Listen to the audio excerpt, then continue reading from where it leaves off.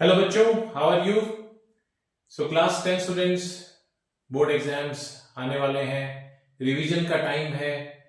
तो साइंस के लिए हम जो है क्या करते हैं कि एक एक करके जल्दी जल्दी से सभी चैप्टर्स को रिवाइज करना शुरू करेंगे। तो आप चैनल को सब्सक्राइब कर लेना। मैं आपको जल्दी जल्दी से सारे के सारे चैप्टर्स रिवाइज करवाऊंगा, starting from the very first chapter today, that is chemical reactions and equations. तो देखिए अपन बात शुरू करते हैं, ठीक है। Chemical reactions and equations. तो अब देखिए क्या है, सबसे पहले केमिकल रिएक्शंस और इक्वेशंस को समझने से पहले हमें क्या करना पड़ेगा कि हमें जो है इसमें कैटायंस और एनायंस के बारे में समझना पड़ेगा, जो हमने क्लास 9 में समझा था। क्योंकि अगर आपको इक्वेशंस बैलेंस करनी है, यहां पर इस रिएक्शन में आपको किसी इक्वेशन को बैलेंस करना होता है, तो आपको उससे पहले कम से कम उसका फॉर्मूला सही से फ्रेम करना आना चाहिए। अगर फॉर्मूला फ्रेम नहीं कर सकते तो बहुत दिक्कत आती है। तो मैं आपको कुछ लिस्ट ऑफ कैटायंस और एनायंस बताता हूं जो फ्रीक्वेंटली हम यूज करते हैं और उनसे हम कैसे फॉर्मूला फ्रेम करते हैं। हालांकि आपने 9th में सीखा होता है, मगर हम वहां से बात शुरू करते हैं, ठीक है। So let's start. सबसे पहले मैं आपको देता हूं कुछ लिस्ट ऑफ कैटायंस, ठीक है, और फिर आपको मैं दूंगा कुछ लिस्ट ऑफ एनायंस। सबसे पहले बात करें कैटायंस की। तो कैटायंस जो है इनमें हम बात करेंगे पॉजिटिवली चार्ज आयंस होते हैं। तो इसमें जो फ्रीक्वेंटली यूज होते हैं जैसे hydrogen H positive, lithium,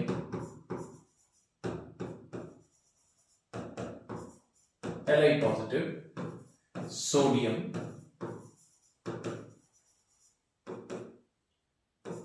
Na positive, potassium,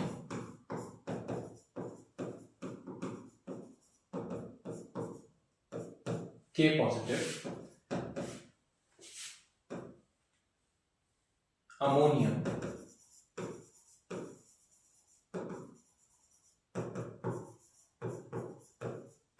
NH4 positive, calcium, Ca2 positive, magnesium,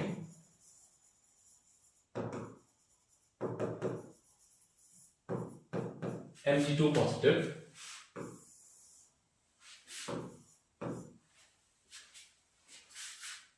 zinc,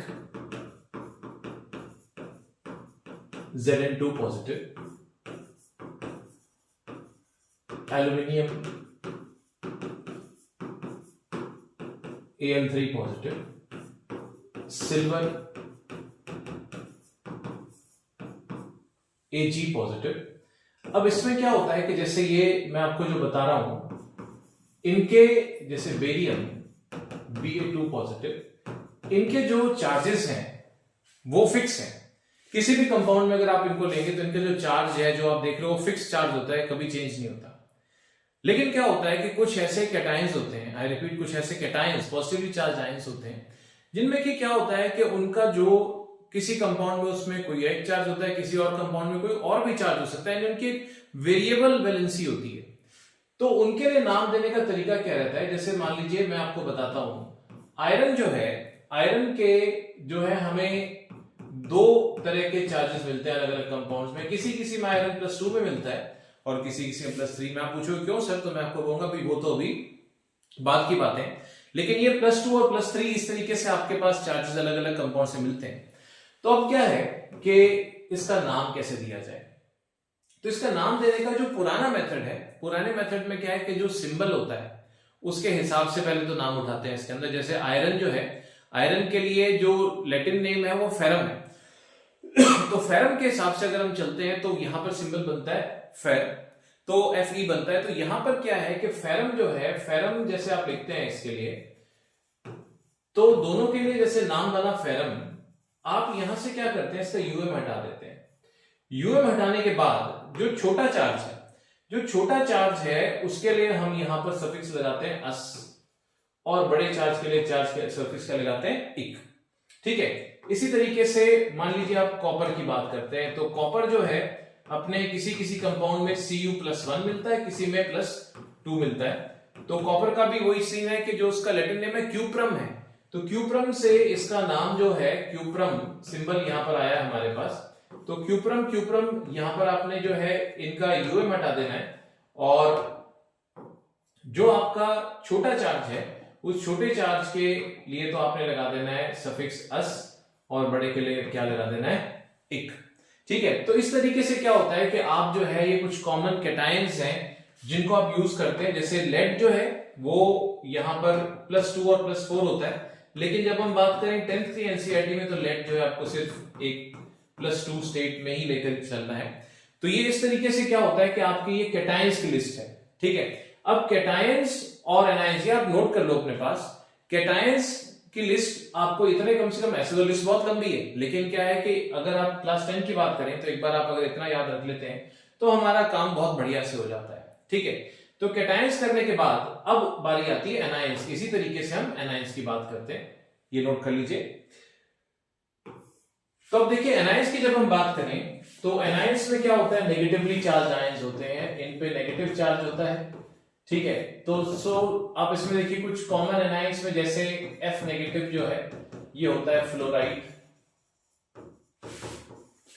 ठीक है, Cl नेगेटिव ये होता है क्लोराइड, Br नेगेटिव ब्रोमाइड,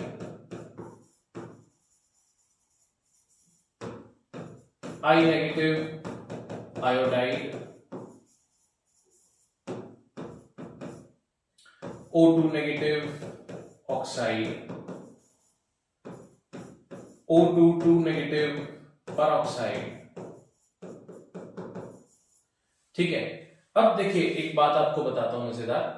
यहां पर क्या होता है कि जैसे आप देखिए एक जैसे S2 नेगेटिव, SO32 नेगेटिव और SO42 नेगेटिव, ये जैसे तीन अलग अलग आए हैं, मगर इनमें सल्फर है। तो इसमें क्या होगा कि जो इनका नाम बनेगा उसमें क्या होगा कि सल्फ तो तीनों में ही आएगा, सल्फ वर्ड तो तीनों में ही आएगा। ठीक है ना, सल्फ वर्ड तीनों में आएगा, लेकिन जो आपका जो सिंगल एटम वाला आयन होता है ना उसके सफिक्स में जो आता है यानी वर्ड के एंड में आता है वो आता है आइड, इसको बोलते हैं सल्फाइड। ठीक है, और 3 और 4 ऑक्सीजन, कम ऑक्सीजन वाले में जो नाम आता है उसमें सफिक्स आता है आइट, और ज्यादा ऑक्सीजन अगर होते हैं तो उसमें सफिक्स आता है एट। तो इस तरीके से सल्फाइड, सल्फाइट और सल्फेट ये आपके इनके नाम पड़ते हैं। अब जैसे देखिए, अब आप बताना मुझे, जैसे N3 नेगेटिव, ठीक है, उसके बाद NO2 नेगेटिव, ठीक है, NO3 नेगेटिव। ठीक है, तो अब देखिए तीनों नाइट्रोजन के आयंस है तो नाइट्र नाइट्र तो तीनों में आएगा, क्योंकि नाइट्रोजन से बने हुए आयंस है तो नाइट्र तो तीनों में ही आना है। अब इसमें क्या है कि लेकिन अगर आप बात करेंगे एक एटम वाला आयन है तो नाइट्राइड, 2 ऑक्सीजन वाला है तो नाइट्राइट, और 3 ऑक्सीजन वाला है, ज्यादा ऑक्सीजन वाला है तो नाइट्रेट, इस तरीके से। ठीक है, तो ये प्रोसेस इनमें चलता है जनरली नोमेनक्लेचर में इनका, जैसे 13, 14, 15 अगर मैं आपको और दूं, जैसे P3 नेगेटिव होता है और फिर एक PO3 नेगेटिव होता है और एक PO4 नेगेटिव होता है। तो तीनों फास्फोरस के बने हुए एनायंस है तो फॉस्फ तो तीनों में ही आएगा, फॉस्फ तो तीनों में ही आएगा। ठीक है, लेकिन जो आगे सफिक्स लगेगा वो अलग अलग इसके अंदर आएगा। तो आप देखो क्या होगा, जो आपका पहला एक एटम वाला एनायन है उसमें आएगा आइड, कम ऑक्सीजन वाला आइट और ज्यादा ऑक्सीजन वाला एट। ठीक है, इसके सिवाय जैसे CO3 2 नेगेटिव ये हो गया आपके पास कार्बोनेट। ठीक है, अगर आप बात करें HCO3 नेगेटिव तो ये हो गया आपके पास हाइड्रोजन कार्बोनेट। ठीक है, इस तरीके से आप जो है ये अलग अलग तरीके के एनायंस हैं जो हमें फॉर्मूला फ्रेम करने में काम करते हैं। जैसे एसीटेट CH3COO नेगेटिव, तो ये हो गया एसीटेट। ठीक है, इस तरीके के होते हैं, मगर देखिए ये आपको रटने पड़ेंगे, ये आपको याद करने पड़ेंगे। अगर आप ये ढंग से नहीं करोगे तो आप फॉर्मूला फ्रेम नहीं कर पाओगे। ठीक है, तो ये भी आप अपने पास नोट कीजिए, ये कैटायंस एनायंस। हालांकि ये क्लास 9 का काम है, लेकिन जब इस चैप्टर में शुरू करते हैं तो सबसे पहले 9th की बात भी हमें यहां से करनी होती है सॉलिड, क्योंकि हम इक्वेशन नहीं फ्रेम करेंगे जब हम फॉर्मूला सही से फ्रेम कर पाएंगे। ठीक है, तो अब देखिए क्या है, अगर आपको कोई फॉर्मूला फ्रेम करना है तो आप कैसे करेंगे, ठीक है। फॉर एग्जाम्पल मैं आपको बताता हूं, सपोज कीजिए कि आपको कहा गया कैल्शियम फॉस्फेट, कैल्शियम फॉस्फेट, तो इसका आपको अगर जो है फॉर्मूला फ्रेम करना है तो आप कैसे करेंगे, जो कैटायन्स एनायंस की लिस्ट है वहां से देख के करिए, मगर अल्टीमेटली बिना देखे करना है आपको। वो है कैल्शियम, वहां से उठेगा Ca2 पॉजिटिव, फॉस्फेट वो उठेगा PO4 3 नेगेटिव, क्रॉस करेंगे आप तो यहां पर क्या आएगा Ca3 PO4 होल ट्वाइस। इस तरीके से आपके पास ये कैल्शियम फॉस्फेट जो है आपके पास फॉर्मूला बनता है। ये क्रिस क्रॉस 9th में भी हम सीखते हैं, क्यों करते हैं ऐसा ये समझो आप। देखिए जो आपका कंपाउंड होता है ओवरऑल इलेक्ट्रिकली न्यूट्रल होता है, इसमें कोई चार्ज नहीं होता, तो कैल्शियम जो है Ca2 पॉजिटिव आपने 3 करे हैं यहां पर, अगर फॉर्मूला बनाते हैं हम तो Ca2 पॉजिटिव 3 हो गया आपके पास, और फॉस्फेट जो है PO4 3 नेगेटिव, ये आपके पास जो है 2 हुए इसके अंदर, तो टोटल कैटायनिक चार्ज हुआ 2 2 2 प्लस 6, और टोटल एनायनिक चार्ज हुआ 3 3, ये भी आपके पास क्या हो गया -6। तो ये टोटल ओवरऑल न्यूट्रलिटी को रिप्रेजेंट करने के लिए होता है, ठीक है। तो हम 2-4 कोई मान लीजिए आपने लिस्ट बना रखी है अपने पास, तो मैं आपको कोई 2-4 कंपाउंड्स अगर दूं और आप उसको फ्रेम कर सको अगर उनका फॉर्मूला, तो हम बात करते हैं। जैसे देखिए अगर मैं आपसे कहता हूं सपोज कीजिए जिंक क्लोराइड, तो आप फॉर्मूले से कैटायन उठाएंगे, जिंक Zn2 पॉजिटिव, क्लोराइड होता है Cl नेगेटिव, क्रिस क्रॉस करेंगे, जिंक का चार्ज आएगा, क्लोराइड का चार्ज आएगा जिंक के पैरों में 1 और क्लोराइड के पास आएगा 2, ठीक है। अगर मान लीजिए आप बोलते हैं एल्यूमिनियम सल्फेट, एल्यूमिनियम सल्फेट, तो एल्यूमिनियम सल्फेट की जब आप बात करेंगे तो यहां पर क्या आएगा, एल्यूमिनियम आपके पास आएगा Al3 पॉजिटिव, और सल्फेट में क्या आएगा SO4 2 नेगेटिव, क्रॉस करेंगे तो एल्यूमिनियम के पैरों में 2, और सल्फेट क्योंकि पॉली एटॉमिक है तो पूरा ब्रैकेट में बंद करके लिखना है, एक एटम वाले को नहीं जरूरत, ज्यादा एटम वाले को वो भी एक से ज्यादा तो ब्रैकेट में बंद करना है, और यहां पर आपके पास ये 3 आ जाएगा। तो इस तरीके से आपको जो है ये फॉर्मूला फ्रेमिंग आपको करनी होती है। अब सपोज करो और कुछ एग्जांपल नहीं, जैसे हम अगर मान लीजिए मैं बोलता हूं फेरिक ऑक्साइड, ठीक है, और मैं बोलता हूं फेरस ऑक्साइड, इन दोनों मॉलिक्यूल्स में हम जो है इसका फॉर्मूला अगर फ्रेम करना चाहें, इसको मैं ऐसे भी बोल सकता हूं, इसको मैं आयरन थर्ड ऑक्साइड बोल सकता हूं, आयरन थर्ड ऑक्साइड, और इसको मैं कैसे बोल सकता हूं, आयरन सेकेंड ऑक्साइड। देखिए इसको जो है ये स्टॉक नोटेशन कहलाता है, ये एक नया तरीका है। इसमें क्या है कि जो जैसे जैसे जिनका मैंने आपको भी बताया था कि जो ऐसे कैटायंस हैं जिनके एक से ज्यादा टाइप के जो चार्जेस आपको देखने को मिलते हैं, तो उनका एक ऑल्टरनेटिव तरीका है, क्योंकि सफिक्स लगाना इतना कंफर्टेबल नहीं होता। कितने सफिक्स लगाएं, जैसे मैंगनीज के तो +2 से +7 तक अलग अलग चार्जेस मिलते हैं, तो कितने तरह के सफिक्स लगाएंगे। तो इसीलिए नया तरीका क्या है कि आप सिंपली क्या कीजिए, आप यहां पर उस एलिमेंट का नाम लिखिए और उसके बाद ब्रैकेट में रोमन न्यूमरल्स उसका चार्ज मेंशन कर दीजिए। जैसे फेरिक जो है वो होता है Fe3 पॉजिटिव, ठीक है, तो फेरिक जो है Fe3 पॉजिटिव होता है, तो उसको हम क्या कह सकते हैं, आयरन थर्ड, और फेरस जो है वो होता है Fe2 पॉजिटिव, तो उसको आप क्या लिख सकते हो, आयरन सेकेंड। तो ये क्या नए तरीके हैं, नए तरीके हमने अपना लिए, पुराने भी छोड़े नहीं, तो दोनों ही तरीके आपको याद करने पड़ेंगे। तो इधर फेरिक ऑक्साइड या आयरन थर्ड ऑक्साइड, फेरिक होया आपके पास ये Fe3 पॉजिटिव और ऑक्साइड हुआ 2 नेगेटिव, तो यहां पर आपके पास क्या बनेगा, Fe2O3, और यहां पर Fe2 पॉजिटिव और O2 नेगेटिव। तो देखिए यहां थोड़ा सा इंटरेस्टिंग है कि ये Fe2O2 नहीं लिखना आपको, ये कैंसिल आउट करना पड़ेगा, मिनिमम होल नंबर रेशियो के हिसाब से बनेगा, और इसका फॉर्मूला क्या बनेगा, FeO आपके पास, ठीक है। तो ये तरीका रहता है, अगर आपको इक्वेशंस बैलेंस करनी है तो भैया उससे पहले आपको फॉर्मूला सही से बनाना आना चाहिए, बेसिक्स हमें आते नहीं है, और हम जो है आगे बढ़ पड़ते हैं तो फिर बहुत दिक्कत आती है इस चैप्टर को करने में, ठीक है। तो ये आपको सबसे पहले करना है। अब देखिए चैप्टर में हम आगे बढ़ना शुरू करते हैं, ठीक है। तो अब देखिए क्या आता है, सबसे पहले हम बात करें तो जैसे 9th क्लास में आपने पढ़ा था कि चेंजेस जो होते हैं 2 तरीके के होते हैं, केमिकल और फिजिकल।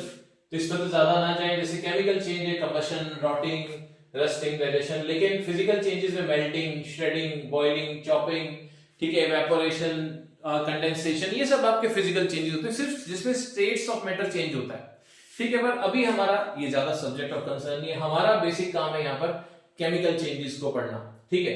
तो उसके बारे में बात करेंगे। तो सबसे पहले एक केमिकल रिएक्शन हुआ है एक केमिकल प्रोसेस हुआ है, हमें कैसे पता लगे? How can you say that a chemical reaction has taken place? तो उसके लिए क्या होता है, देयर आर सर्टेन इंडिकेशंस, इनमें से एक या ज्यादा कोई इंडिकेशन होती है तो हम कहते हैं कि केमिकल रिएक्शन हुआ है। और ये इंडिकेशंस क्या है? इंडिकेशंस है इवोल्यूशन ऑफ हीट, लाइट या sound, production of a gas, formation of a precipitate जो कि एक सॉलिड होता है, या कलर चेंज। इनमें से कोई भी एक चीज नजर आती है तो जो है हम ये कह सकते हैं कि हाँ एक केमिकल रिएक्शन हुआ है। ठीक है, तो उसके लिए अगर हम बात करें तो यहां पर जो है कुछ एविडेंसेस जो है हमें देखने होते हैं। 3 टोटल रिएक्शंस जो है, 3 रिएक्शंस हमें यहां पर समझनी है, जो कि एविडेंस है ये दिखाने के लिए कि हाँ देखिए केमिकल रिएक्शन हुआ है। तो सबसे पहली जो आपके पास एविडेंस है वो है बर्निंग ऑफ मैग्नीशियम रिबन।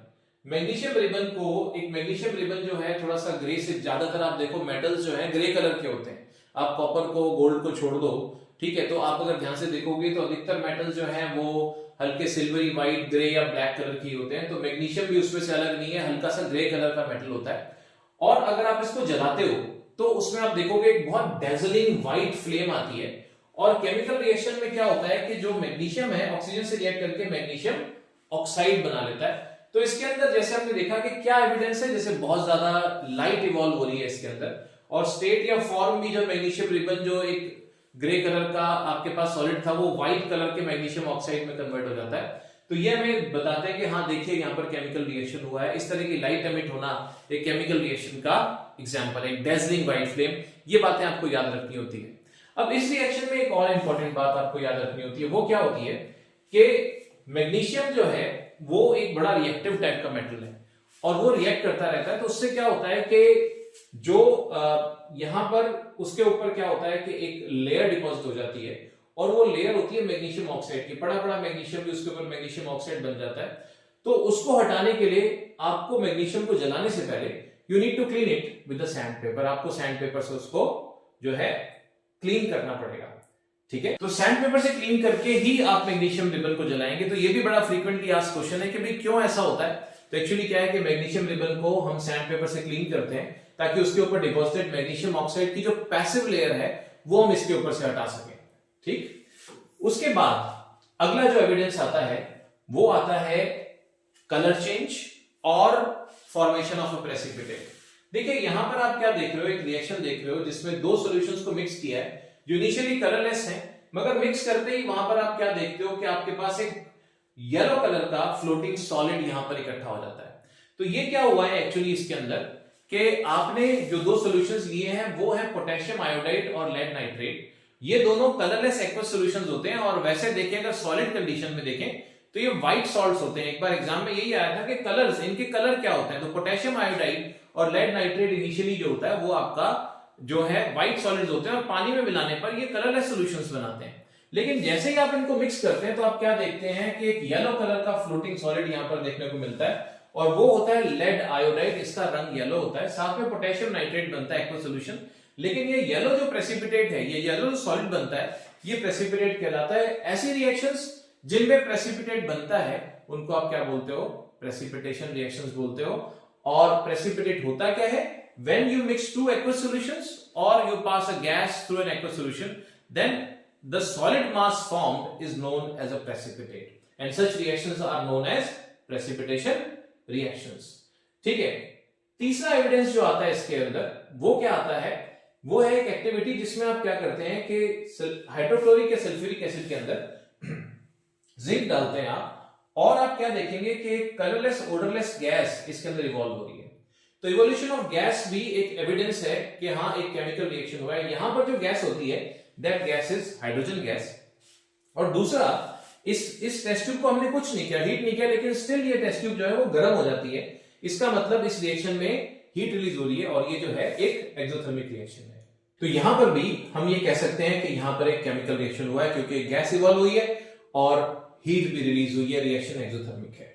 ठीक है, तो इस तरीके से हमारे पास जो है 3 रिएक्शंस, हमें पूरा डेटा इनका याद करना है जो हमें ये बताएगा कि एक chemical reaction has taken place. Okay, so आज के लेक्चर में मैं आपको इतना ही बताता हूं। नेक्स्ट लेक्चर में इसके आगे का चैप्टर हम शुरू करेंगे। Okay, see you, bye.